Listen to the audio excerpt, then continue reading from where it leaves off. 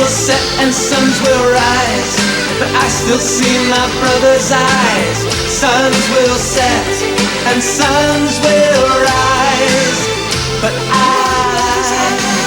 This is another episode of Sequels from Hell.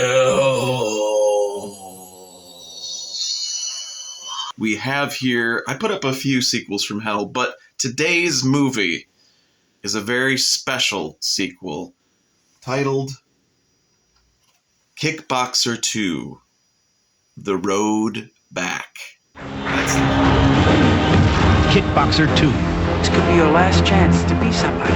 I am somebody. You see? I'm a teacher. Push me. A lethal kickboxer killed his brother. Now David Sloan must seek revenge, the only way he knows how. In the ring. Obviously, this is a sequel to the film Kickboxer, starring Jean-Claude Van Damme. Around this time, Sasha Mitchell was getting a lot of work in crappy movies. Sasha Mitchell was a TV star. That's what he's known for, at least in my opinion. I think he's best remembered and best known for his role, I think his name was Cody, in Step by Step. I think that a dude and a babe should hang out together, get to know each other, and fall in love and get married, you know, before they constipate the relationship. So in this movie, we've got Sasha Mitchell as David Sloan, the other brother to the other Sloans, which the whole plot of the first Kickboxer movie was that Jean-Claude Van Damme was going to Thailand to seek revenge for his brother who died in a Muay Thai fight. And so he goes out there and he trains and then he kicks ass. But in this movie, we are told that Jean-Claude Van Damme's character was shot in the head.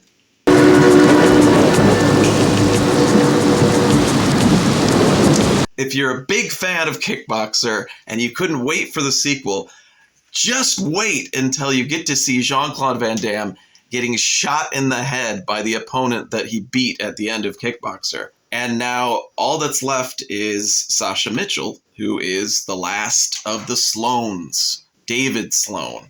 And he runs a gym, fighting, workout place. Let's go. Boy, you're all coming along great. I'm really proud of you. Everything looks really good. Let's talk about Sasha Mitchell for a second. He is our lead. He is our hero. He is also one of the worst actors I have ever seen. Daily life is full of obstacles and temptations. It's going to try and break the smooth surface of the mind. Control is how you overcome these temptations. We have John Deal, who is a great character actor, has been in hundreds of movies. Right now, he is in this show called Dark Winds that I just ripped through recently. John Deal is in that, and he's also in this as David's business partner, I guess. You are 2 months behind on the mortgage payment. These are all outstanding bills. You got any suggestions? Yeah, you start fighting again. But David doesn't want to kickbox anymore because he wants to spout off these really terrible lectures to kids and, fight his friend / student Brian in the ring.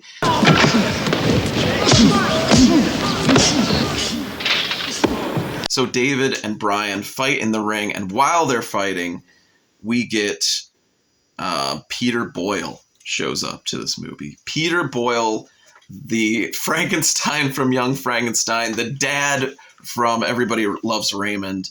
I'm going to take a small-time sport and turn it into an international commodity. And I need a spokesperson. Someone the fighters and the corporate sponsors respect. John Deal is giving him more shit about the rent and how he needs to start fighting again to, pay the rent. What killed your brothers was fighting in Thailand. Look, I know you never thought you were as good as your brothers. Not as strong, not as fast.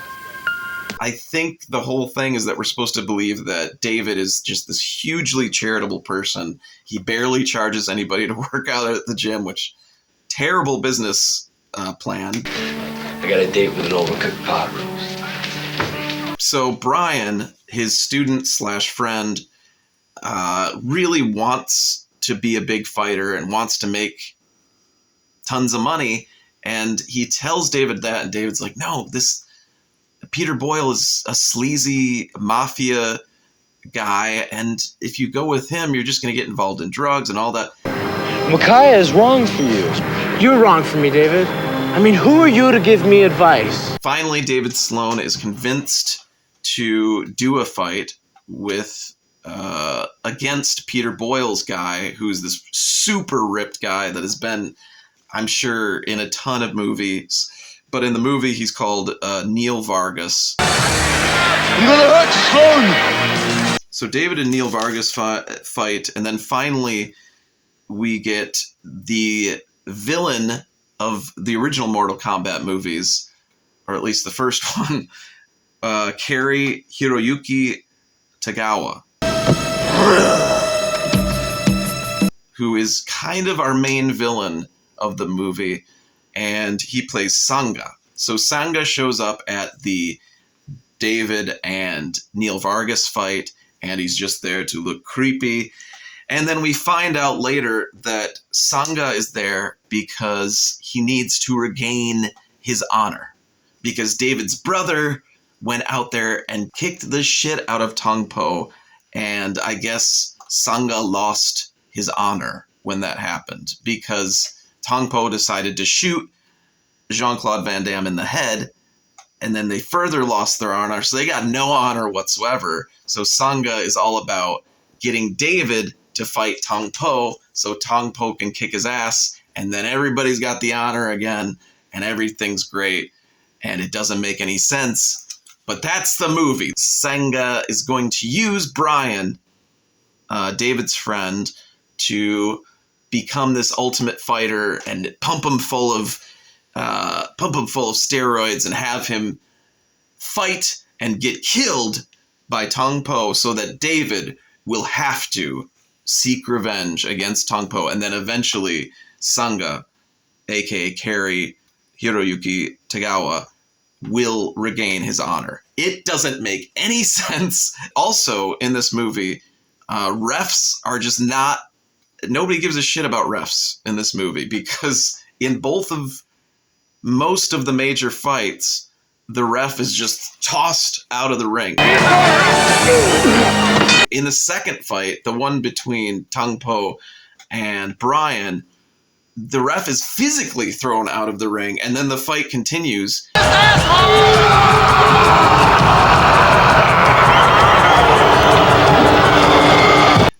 There's seemingly no security, no police at any of these fights.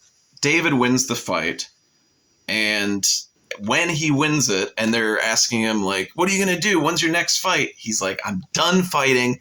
Also, Peter Boyle and his guys, yeah, they're all crooked, and they're drug-related. Peter Boyle gets super pissed that he's talking all kinds of smack, and so Peter Boyle and Sanga work together and decide to burn down David's gym.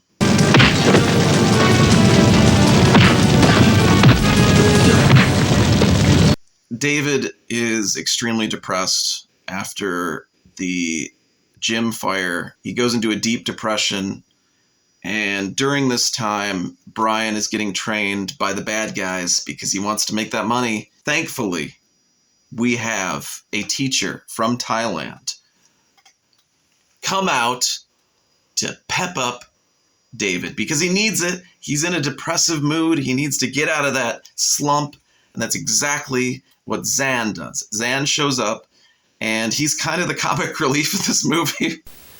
Once, a very long, long time ago, there was a mouse who wanted to cross a river. Or was it a chicken? Also, Zan and David are doing a lot of Tai Chi in the park around a bunch of homeless people, And there's a hilarious scene where at one point, all the homeless people just join in and they're all doing Tai Chi together. That's kind of an amazing scene. I love it a lot. Basically, we're gearing up towards the end. Brian is finally going to fight Tong Po. And actually, Brian's supposed to fight somebody else, but it's right in the middle of the fight, they're like, actually, that guy's sick. We're bringing in Tong Po. And like, obviously, this is against every regulation in the book. And even Peter Boyle's like, what the heck is going on here? What the heck? Tong Po beats the living crap out of Brian. Brian ends up dying in the hospital. Peter Boyle is ruined because all of his reputation and everything is just gone because of this fight. And he goes to Sanga and he's like, you ruined me. You fucked me over. And Sanga's like, this should be enough. And he just gives Peter Boyle a check. And I'm almost 100% sure that was Peter Boyle's check for the movie, because he sees it. He's like, oh, okay. And then that's it. We never see Peter Boyle again. And now our business relationship is over. You just destroyed everything I worked for. Well, your time in trouble.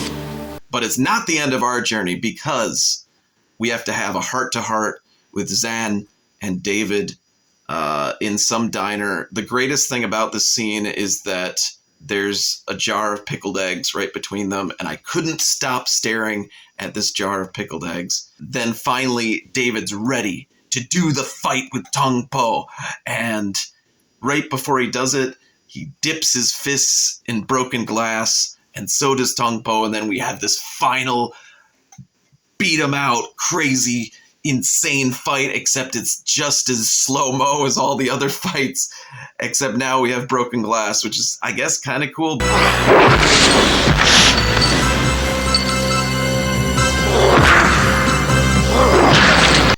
There's a lot of fights in this movie that are bad.